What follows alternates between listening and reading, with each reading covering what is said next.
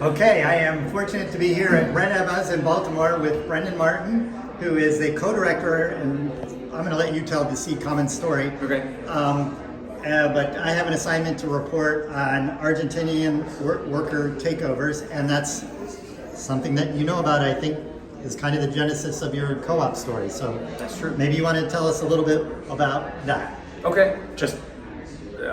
History. So I'm co-executive director of C Commons, which, for anyone who doesn't know, we're a national cooperative ourselves of local cooperative developers, and we raise capital together through a central fund that then gets distributed out amongst our member, including BRED in Baltimore, the Baltimore Roundtable for Economic Democracy, and they make loan proposals for local projects like Recuperadas here in Baltimore, or like Appalachian Field Services, where David works.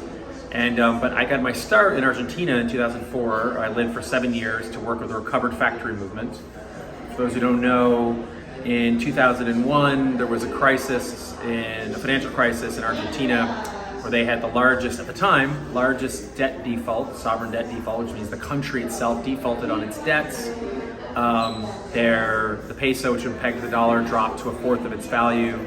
And all the banks closed. People tried to get their money out, so the banks all closed. Wouldn't let their money out. They couldn't even withdraw money. They went through about 7 presidents in 5 days, or something like that. There was a movie called The Take. It's about that, which has the crisis in it. One of the things that was interesting, which was a feather in the cap for anarchists, rather than chaos ensuing the street when there was a vacuum of a lot of institutions and authority, instead there was a lot of spontaneous social experiments, including what they called neighborhood assemblies, which is people in neighborhoods getting together to figure out the needs of everyone in their neighborhood, including like, well, what's the person who lives on the top floor of this building? She can't actually walk and she needs to get food. Okay, let's help her out. And so there was all this like meeting of individual needs through collective action. But another one of the collective actions that also got attention of the world's social activists was the Recovered Factory movement, which was about, at this point, over 300 factories and other kinds of companies were abandoned by their capital owners, usually who owed money to the government, actually. So it's mostly, in some ways, public financing they tried to abandon, and the workers went and took those companies back over to run them ultimately as cooperatives. And I went down to Argentina to work with a group of Argentinians who wanted to start a source of financing, because it's one thing to own the factory, but you're still going to buy the raw material, make sure to keep the lights on, and have a friendly source of capital. Whereas, some folks have pointed out there's never been a very large, extant cooperative economy without capital that worked on behalf of cooperatives. So that's what I went to Argentina to do, and work with those recovered factories. And could you make the connection? How did your experience there lead to where we are today? There's so many connections. That was, when I went down to Argentina, I always wanted to bring back things from that learning to the United States, where I was from, where I think it's sort of seen as the billboard of capitalism for the world. And if we could, to me, there was a movement opportunity in trying to create a lot of cooperative activity in the United States, learnings from what they're doing in Argentina. So I went down there. Actually, one time a worker said, "Are you down here to help us?" And I said, "I'm here because I think you all in Argentina can help the world." The examples and things we learned from this sudden blossoming of 300 cooperatives. There's nothing like that to go for within a few years to have hundreds of cooperatives out of nowhere. So to be part of that historical experience and to take learnings back from that and whatever I could and continue the connection. There still is. It's called La Base in Argentina, the organization that we all started. That's still extant. I go down there still. We still have a funding and a knowledge sharing relationship and a legal one too. And but there was learnings. Everything from what non-extractive finance came from our experience there, to the ways in which the posture we take as part of a cooperative, as part of their partnership, as opposed to an arm's length source of resources. So much of the posture, the approach, the language, the approach to finance, the approach to development, all was stuff that was germinated. Not all, but there was a lot that was germinated from there. But then, of course, when I came to the US, C Commons started from some of my experiences, but then experience with people here at Recuperadas, my co-director, Kate Katib. That was 20 years ago I was there in Argentina when I first got there. This Recuperadas was also started 20 years ago.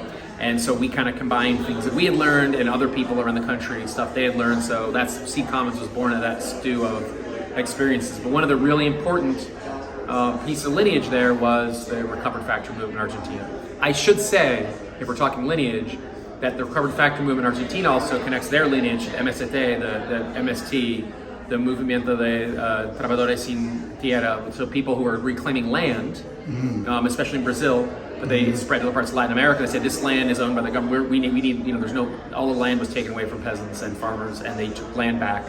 And the recovered factory movement said that the slogan that became really common in Argentina: occupy, resist, keep it, and then produce. And that produce was the real key. They said if you start producing there, then the moral reason to keep occupying that productive capital is yours. Like that's where you make the fight. Don't just squat it. Produce there. That idea that the factories took, they got from the landless workers movement in Brazil, who they said that's what you do. You take the land, you start growing food on it. So they actually borrowed. So the roots, they keep going back, and now here it is in the United States. Yeah, I know you have to go, but one of the things I studied was to try to figure out what kind of learnings or movements spun out of that moment in history. And a couple of writers, some of the research I uncovered suggested that it spun out into Brazil or to other parts of Latin America, but zero indication that we adopted any of those learnings or energies from here in the United States. But you're here to demonstrate that we have. I mean, what you built is. It came out of that, and and very really, like when the first project that Seed Commons did as the working role in North America was New Era Windows in Chicago. And when I met Armando Robles, who's the current president of New Era Windows, after the Republic Windows and Doors shut down, and he was like going around the country talking about this. I was a translator for him, and he said, "Damn, we should have done what they did in Argentina and take over the factory." And I said, "Well, you may be." And then they were kind of bought out by sort of Silicon Valley money, which went belly up. And so he called me and said, "Okay, time to do what they did in Argentina." So very directly, Armando said, "Let's do what they did in Argentina," and that was the foundational project. And the reason we built everything else we did at Seed Commons was based on that project. Nice. And so it's really the workers in Argentina, in New Era, who learned from those in Argentina, that we have now the connection to Red Emmas and even to AFS. Yeah.